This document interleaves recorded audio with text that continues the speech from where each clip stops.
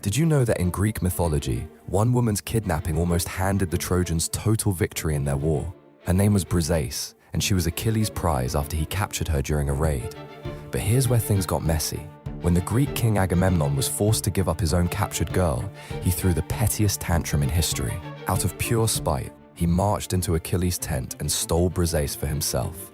Big mistake. Achilles completely lost it. The greatest warrior in the Greek army rage quit the entire war and refused to fight. He literally sat in his tent pouting while his own people got slaughtered. Without Achilles, the Greeks got absolutely destroyed. Hector and the Trojans pushed them all the way back to their ships.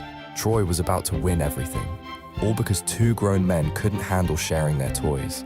The Greeks only survived because Patroclus, Achilles' best friend, died trying to save them. That finally snapped Achilles out of his tantrum. One woman became the center of a dick-measuring contest that nearly lost the entire war.